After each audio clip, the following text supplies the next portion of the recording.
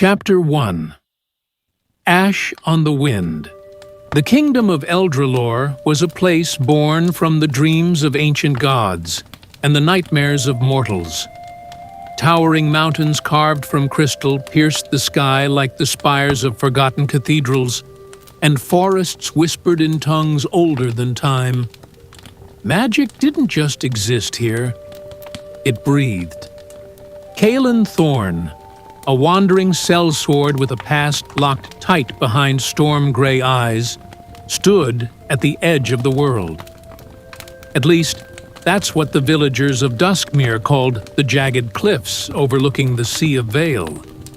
The wind off the ocean carried with it a strange warmth, tinged with the scent of ash and something older, something waking. He adjusted the strap of his pack, the hilt of his curved blade brushing his shoulder, and began walking again. The trail ahead vanished into mist and shadow, leading deeper into the Feywild marches, a land few returned from whole, if at all. Kaelin wasn't chasing coin this time, nor vengeance. For once, his journey had no clear shape, only a letter. He'd received it in a tavern weeks ago, delivered by a raven that spoke in a woman's voice, a plea for help, signed with a name he hadn't heard in a decade, Lyra. The name was a blade against his heart. The sun dipped low as he reached the borders of the Wormwood, a forest known for swallowing entire caravans without a trace. He paused. Something shimmered at the corner of his eye, a flash of gold, a melody, faint, threaded through the rustling leaves. Music in a place like this was wrong. Then she stepped out, or appeared, or perhaps she had been there all along. A woman with hair like wildfire and eyes like molten gold, dressed in a cloak stitched from autumn leaves. Her presence sang of the forest itself, wild, untamed, and beautiful, in a way that made Kaelin forget to breathe. "You tread on ancient ground, human," she said, voice low and melodic, like harp strings brushed by wind. "I've got a habit of doing that," he replied, hand never straying far from the hilt of his blade. "And yet, you still live. For now." A smile touched her lips, dangerous and curious. Name?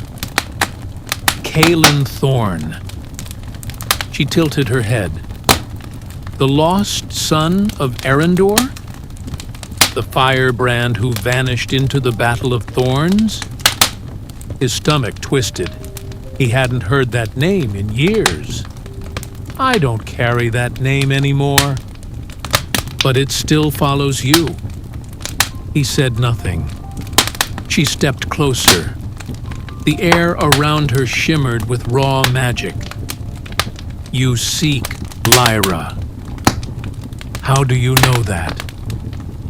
"Because she seeks you, Kaelin. And she is not what she once was. None of us are." He looked into her eyes and saw something ancient flickering behind them, something sorrowful and powerful. "What are you?" "A friend. For now. And later." "That depends on the choices you make." The forest groaned behind her. Trees leaned in. The wind stilled.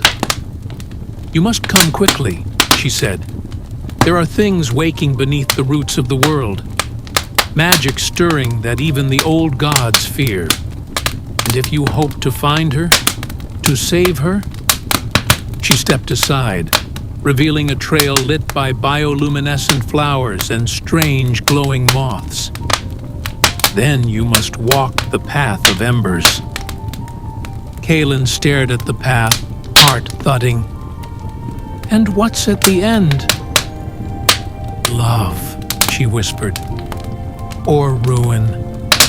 Sometimes both. And with that, she vanished into mist, as if she'd never been there.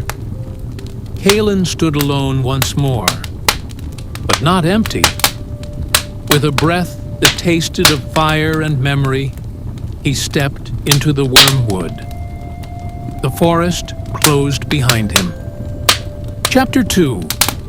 The Path of Embers. Kalen hadn't walked 5 steps into the wormwood before the silence struck him like a hammer. Not just the absence of noise, but a silence so deep it seemed to devour sound. His boots, which had crunched dry leaves moments ago, now passed over moss like breath on velvet. Even the wind no longer followed him. The path of embers wound between trees that bled amber light from their bark. Moths the size of his hand fluttered ahead of him, casting little halos of flame-orange glow in the shadows. They weren't leading him so much as daring him to follow. He drew his sword, not out of fear, but out of respect. You didn't walk the wormwood unarmed. Not because blades would save you, but because monsters liked manners. After an hour, time started losing shape. Minutes bled into something else. The forest began to shift subtly around him, trees bending just a little too far when he looked away, roots reshaping the trail underfoot. Sometimes, Kalen caught glimpses of movement, faces, maybe, watching from the brush. He ignored them. That was how the forest tested you. It made you doubt. But what finally stopped him wasn't fear. It was song. It came floating through the trees like mist, clear, fragile, sung in a voice that trembled like light on water. He recognized it instantly. Lyra's voice. He dropped into a crouch, instinct taking over. It couldn't be her. Not truly. Not this soon. The forest played tricks, and the one it played best was hope. But even as he told himself to keep moving, he walked toward it. The trail opened into a glade where moonlight filtered through a canopy of glass-like leaves. There, sitting on a fallen log surrounded by glowing toadstools, was a woman. She looked nothing like the Lyra he remembered. This woman's hair was silver, falling like moonlight across her back. Her skin glowed faintly, her eyes glimmering like starlight. But the way she sang, it was her. He would have known that voice anywhere, even in death. Lyra, he said, barely above a whisper. She turned and smiled, but her eyes were wrong. Kalen, she said, you came, just like I knew you would. His hand tightened around his blade. Where are we? Where we first met, she said, tilting her head. The glade outside Arendor. Don't you remember? I do, he said. But that place burned. She smiled again, sad this time. So did I. He took a cautious step forward. What happened to you, Lyra? Her form flickered for just a heartbeat. Something darker coiled behind the light. I fell, she said softly, and something caught me. The shadows around the glade stirred. You're not her, Kalen said. I was.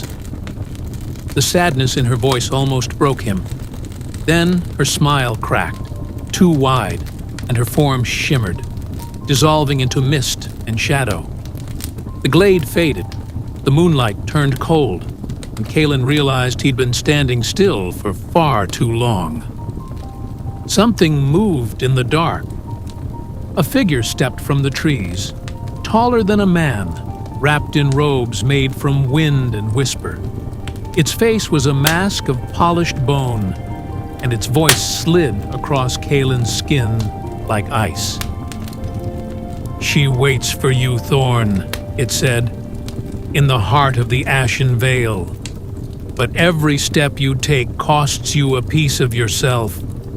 Will you still walk the path?" Kalen met its hollow gaze. "I didn't come to save myself." The masked thing tilted its head, and the forest shuddered. "Then go on, brave fool.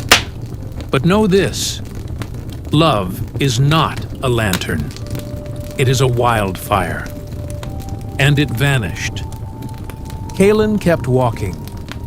Toward the veil, toward her, toward whatever waited in the ashes of the past.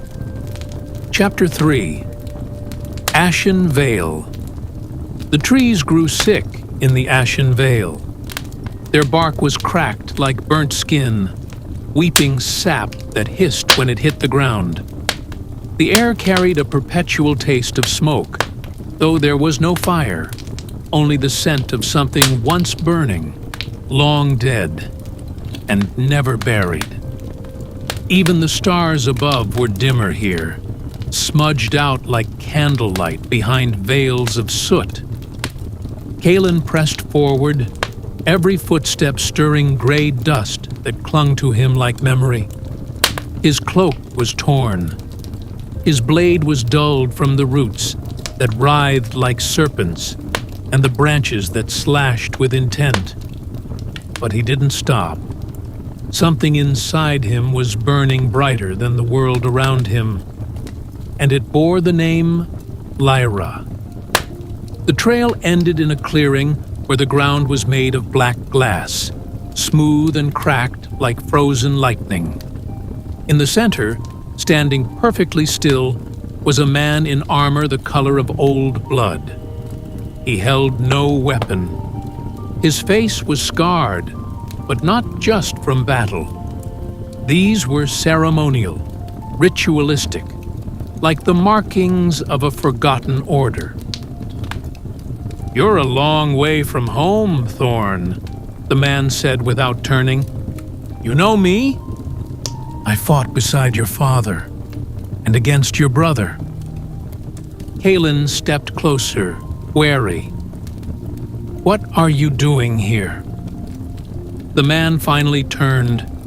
His eyes were pale silver, like the sky before a storm. "Waiting for someone foolish enough to try and find her." "You mean Lyra?" "I mean what she's become." Kalen's breath caught. "You saw her?" "I saw what's left of her." The man's voice was heavy, not cruel but grieving. "She burned bright once, too bright. The forest tried to snuff her out, and when it couldn't, it swallowed her whole." "I'm going to bring her back," Kalen said. "Not a question. A vow." The man gave a bitter smile.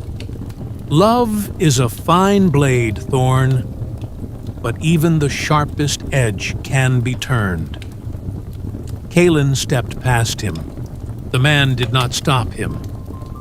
"Then sharpen it," the stranger whispered, "and may the gods pity what you find in the hollow flame."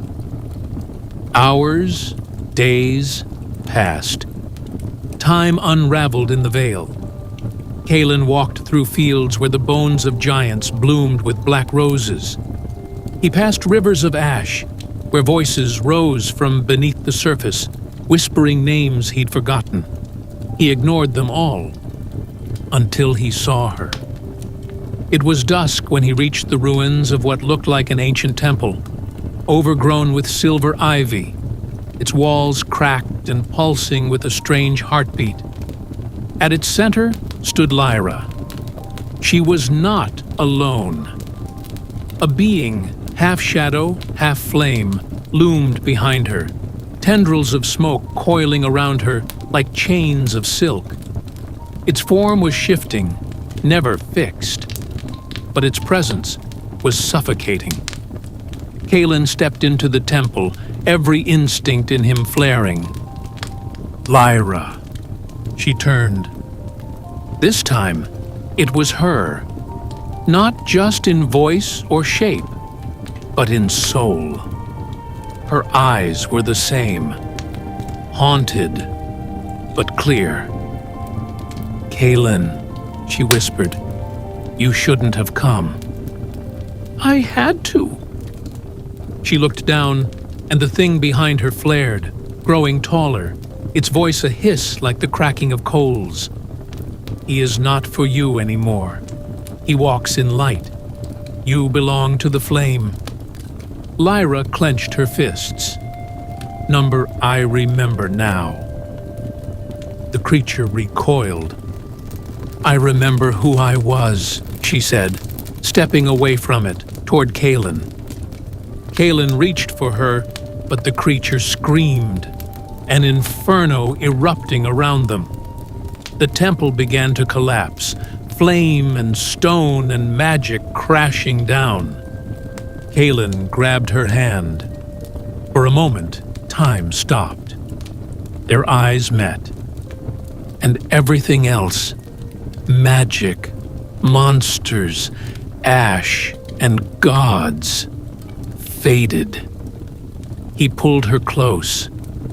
And for the first time in 10 years, Kalen kissed Lyra.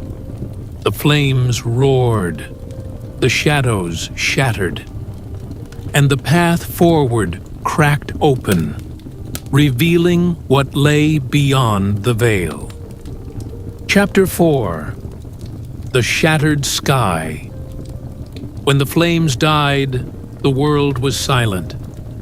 Kalen and Lyra stood in the hollowed-out remains of the temple, the sky above them broken like glass. Shards of starlight floated in slow motion, caught in an unseen wind that didn't touch their skin. The air shimmered with a quiet hum, like the universe was holding its breath. Lyra's hand was still in his. She looked different now, not corrupted, not consumed, but changed.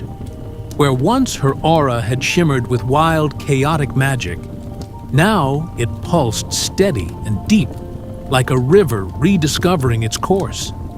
Her silver hair now gleamed with strands of firelight, and her voice, when she finally spoke, was laced with something new. "Do you see it?" she whispered, staring at the sky. Kalen looked up. Above them was no ordinary heavenscape. The stars were wrong. Too close, too bright. Constellations unfamiliar, swirling in slow spirals. It was like looking through a crack in reality. Like the world had split, and they were standing on the edge of what came after. "What is this place?" he asked. Lyra let go of his hand, stepping toward the shimmering veil that hovered where the temple's altar once stood. "This is what lies between worlds. The threshold. The hollow flame brought me here when I fell. It broke me apart and rebuilt me from what was left." Kalen stepped beside her. "And what's on the other side?" She turned, eyes soft. "The truth." Then she stepped through the veil and vanished. Kalen didn't hesitate. The other side was not a place. It was feeling. It was the first heartbreak, the last goodbye. The moment a child realizes their parent is not invincible. It was a realm made of memory and emotion, stitched together by forgotten dreams. Kalen stumbled through mist until it parted, revealing a field of mirrors, dozens, maybe hundreds, each reflecting a version of himself. In one, he wore a crown. In another, a noose. In another, he knelt before Lyra, a sword through his chest, blood like ink soaking the earth. Then her voice found him again. "This is what it shows you," Lyra said, stepping between the mirrors. "Not who you are, but who you might have been." He looked at her, bathed in soft violet light. "And which one is real?" She smiled gently. "The one who chose to follow me." A gust of wind shattered the mirrors. Kalen raised his arms, shielding his eyes. When he looked again, they were alone, on a floating platform of obsidian, drifting above an endless abyss. In the distance, something stirred.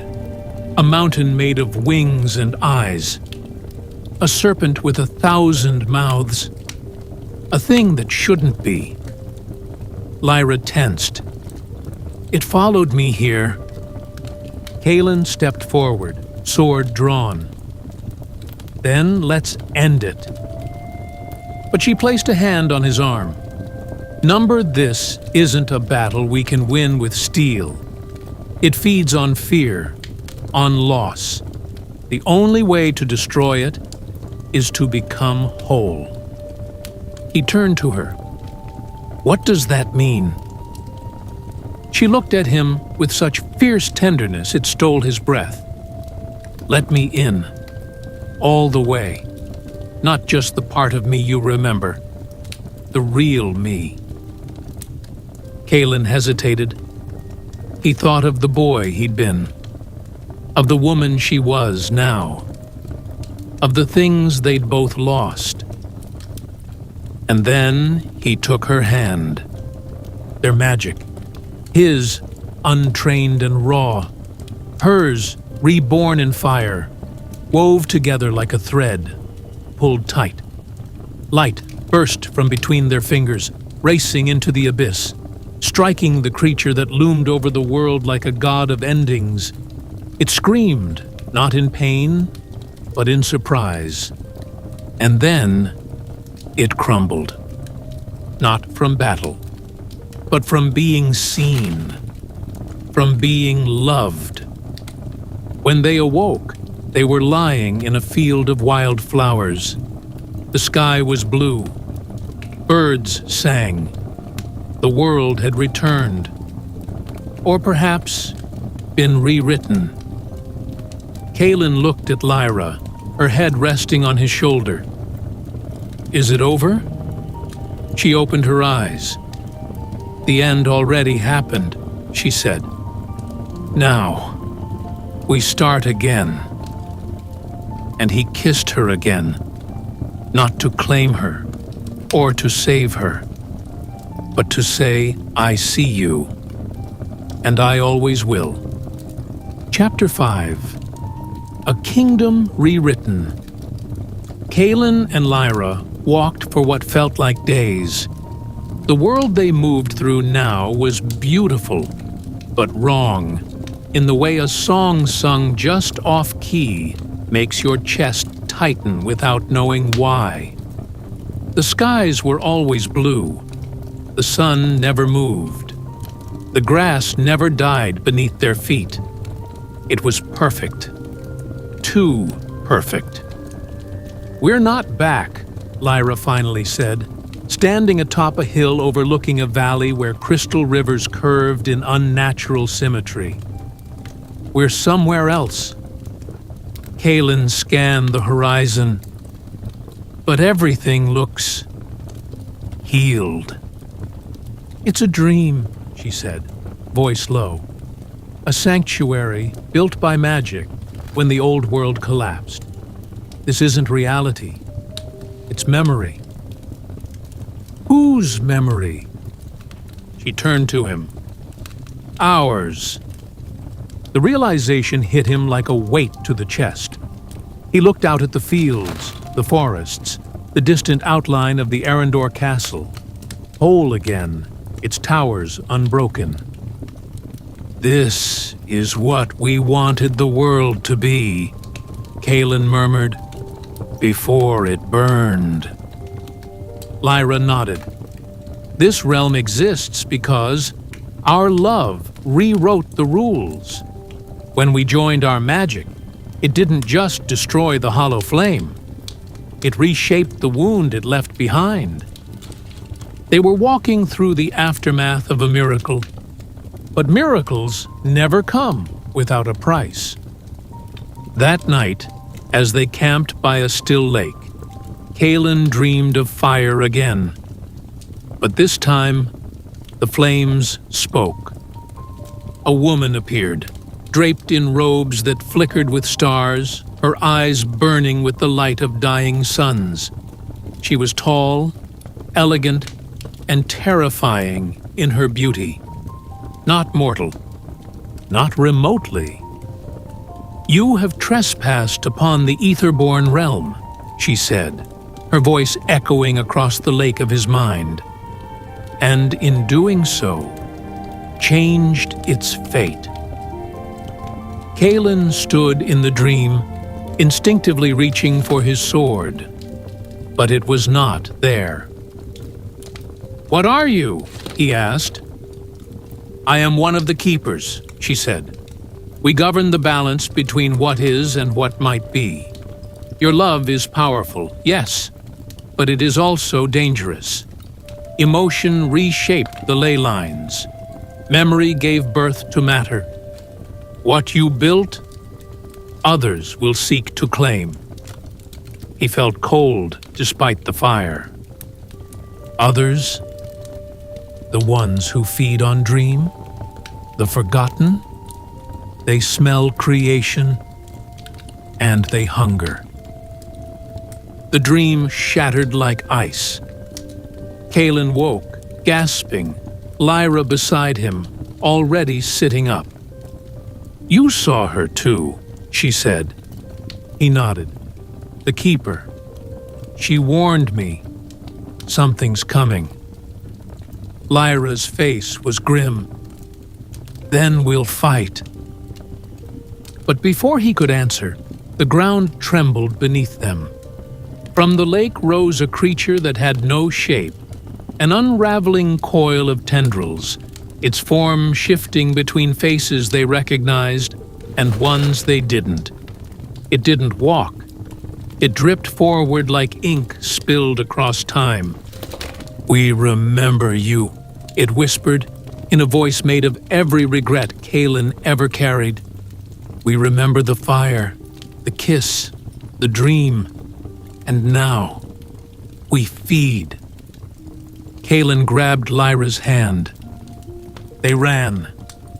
They fled across fields that turned to sand behind them, past trees that melted into ink, and skies that fractured like broken mirrors. The dream was collapsing. Their dream. They reached the gates of Arendor, familiar stone carved with runes Kalen's father had etched himself. The doors groaned open, and the city inside was waiting. Empty, dead, beautiful, and entirely theirs. "This was our home," Lyra whispered. Kalen looked around. Now it's a battlefield. And then she said the words that changed everything. "Let's make it ours again." Chapter 6. The Echo Citadel. The gates of Arendor shut behind them like the lid of a tomb. Kalen and Lyra moved through empty streets, echoing with the memories of laughter, fire, and blood. The city hadn't changed. It had paused. Buildings stood untouched. Windows shimmered with light, but no shadows moved within. It was like the world was waiting for someone to press play again. "This place remembers," Lyra whispered, placing her hand against a column carved with the sigil of House Thorn. Her fingers glowed softly, and the stone responded, pulsing once like a heartbeat. Kalen watched the city stir around them. The torches lit. The fountains flowed. And in the distance, bells rang, low and mournful. "I think it knows we're back," he said. Lyra turned. "Then we need to wake it." They climbed the steps of the Citadel, the center of power in Old Arendor. It once held courtrooms, libraries, war rooms, and the Throne of Flame, Kaelin's inheritance, abandoned the day he vanished into exile. Now it held only echoes, until they reached the war chamber.